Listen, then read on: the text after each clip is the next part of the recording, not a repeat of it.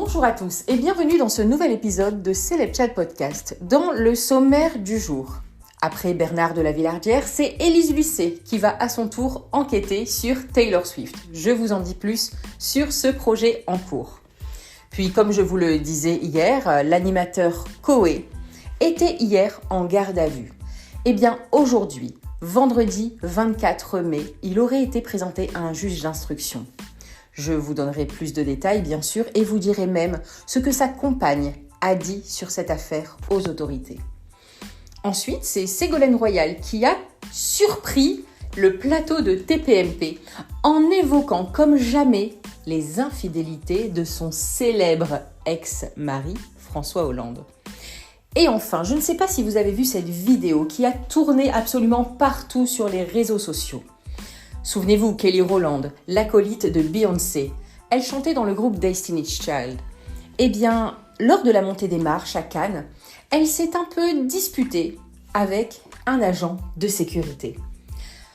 Jusqu'à aujourd'hui, nous ne savions pas ce qu'il s'était réellement passé. Eh bien, aujourd'hui, pour vous, dans Celeb Chat Podcast, je vous dirai exactement ce qu'il s'est passé et ce que Kelly Rowland a révélé sur cette affaire. Alors, prêt pour les news du jour ? C'est parti. Je vous ai souvent posé la question sur Celeb Chat Podcast, comment Taylor Swift a bâti son empire ? Quel est cet engouement autour de cette chanteuse ? Eh bien, peut-être que nous le saurons bientôt parce que Taylor Swift fera l'objet d'un nouveau gros reportage à la télévision française. Élise Lucet va s'attaquer à la superstar. Je vous raconte tout.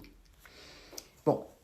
Face à ce phénomène interplanétaire qu'est Taylor Swift, les émissions de télévision s'intéressent forcément de plus en plus à l'américaine.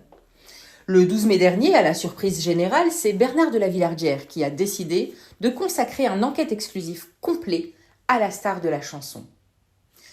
Dans ce documentaire, il n'était vraiment pas trop question d'analyser les paroles des centaines de chansons de l'artiste, mais ce documentaire s'intéresser davantage à l'impact de la chanteuse sur, écoutez-moi bien, la politique américaine.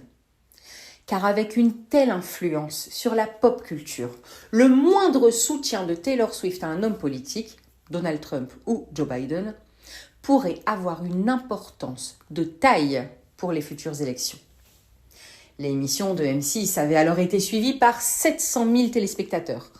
Bon, un score moyen quand même pour enquête exclusive. Pas de quoi rebuter toutefois France 2, parce que Élise Lucet va en effet, comme je vous le disais, s'attaquer à son tour à Taylor Swift dans Envoyé spécial. Le 6 juin prochain, notez bien la date, la chaîne consacrera une partie de son prime time à l'artiste américaine. Et là encore, le documentaire s'axera sur l'influence de la star sur la vie des Américains. Alors France 2 a un peu teasé le programme en annonçant « Envoyé spécial a décidé d'enquêter sur ce phénomène qui dépasse aujourd'hui le monde de la pop. Certains prétendent même qu'elle pourrait à elle seule faire basculer le cours de l'élection présidentielle américaine. » Retour sur le parcours de cet artiste dont l'ascension fulgurante n'a rien d'un hasard. Suite de l'affaire Sébastien Coé. L'animateur fait face à de lourdes accusations. Ce vendredi 24 mai, l'animateur vedette aurait été présenté à un juge d'instruction. Accusé de viol et d'agression sexuelle par plusieurs femmes, dont une mineure au moment des faits, l'animateur Sébastien Coé a été placé hier en garde à vue. Je vous le disais hier, Coé se serait rendu à la convocation de la brigade des mineurs de manière libre et volontaire. Et selon les dernières informations, eh bien, il aurait été aujourd'hui présenté à un juge d'instruction. Pour rappel, il y a quelques mois, la star d'énergie qu'il était se disait victime d'une extorsion en bande organisée. Il a dit « La parole des femmes victimes est sacrée, mais dans mon cas, il s'agit de mensonges. Tout est faux, tout est mensonger. » À l'époque, il s'était dit en morceaux et dévasté. Il avait déclaré « Je pensais avoir connu des moments durs dans ma vie. J'ai perdu ma mère à 10 ans, mon père à 20 ans. Je pensais que c'était le plus gros combat de ma vie et que globalement, à 51 ans, je pensais que j'avais vécu le plus dur. Mais je suis en train de vivre le plus dur. C'est terrible d'être accusé de ce genre de choses. Il n'y a pas de pire. » L'animateur a été depuis écarté d'énergie, dès le début de cette affaire. Il a récemment d'ailleurs assigné la radio en justice devant le tribunal de commerce. L'animateur estimait que le contrat qui liait à la radio sa société de production avait été rompu de manière abusive. Alors, on ne sait pas ce qui s'est dit de son côté aujourd'hui devant le juge. En tout cas, nous avons eu plus de détails à propos de sa femme.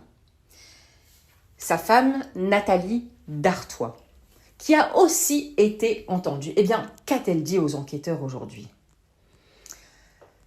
Dans Touche pas à mon poste, Gilles Verdez a livré des détails de son audition.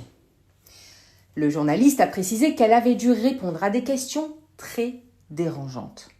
Et ils veulent tout savoir dans ces cas-là. Comment ça se passe dans votre couple? Où étiez-vous à tel moment? Comment était votre intimité? Le connaissiez-vous vraiment? Est-ce que vous pensez que sa personnalité peut faire que... Et c'est une rafale de questions et ça a duré 4 heures. Et apparemment, vous êtes vraiment saoulés de questions. D'une part, on l'interroge, elle, sur sa vie intime et en même temps, eh bien, elle comprend que son mari ne lui a pas été très fidèle. Et enfin, c'était vraiment une news que je voulais démêler pour vous et surtout avoir le fin mot de cette histoire. Kelly Rowland, l'ex-acolyte de Beyoncé du groupe Destiny's Child, a eu une altercation avec un membre de la sécurité du Festival de Cannes lors de sa montée des marches. Eh bien, la chanteuse s'est enfin exprimée sur ce qu'il s'était réellement passé ce 23 mai, 2 jours après l'incident. Alors, mardi 21, la chanteuse américaine était présente à Cannes. Elle a monté les marches du Palais des Festivals pour assister à la projection du film de Christophe Honoré, Marcello Mio. Mais comme je vous l'ai dit, tout ne s'est pas passé comme prévu. Bon, si son look a été quand même très remarqué, la chanteuse portait une sublime robe rouge et arborait un carré blond. C'est surtout pour son comportement qu'elle a fait parler d'elle. On aperçoit sur les vidéos qui tournent sur les réseaux sociaux un échange houleux qui a eu lieu entre elle et une femme, agent de sécurité, sur les marches. Dans cette discussion, on voit Kelly Rowland pointer du doigt l'agent de sécurité avec qui elle semble parler de manière très animée. C'est une dispute qui a été également immortalisée par les nombreux photographes présents sur place. Kelly Rowland s'est exprimée pour la première fois sur ce qu'il s'est passé. Ce jeudi 23 mai, elle s'est exprimée auprès du média AP Entertainment. Elle a dit « Cette femme sait ce qu'il s'est passé. Je sais ce qu'il s'est passé. J'ai mes limites et je reste positionnée sur mes limites. » C'est un peu vague. Cependant, Kelly Rowland a laissé sous-entendre que cette altercation avait un petit fond de racisme. Elle a poursuivi en disant « Il y avait d'autres femmes sur le tapis rouge qui n'avaient pas la même couleur de peau que moi et elles n'ont pas reçu ce traitement. Je me suis défendue et elle a eu le sentiment qu'elle devait se défendre aussi. »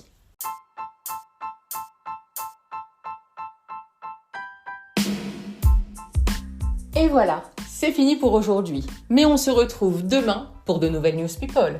Allez, ciao ciao!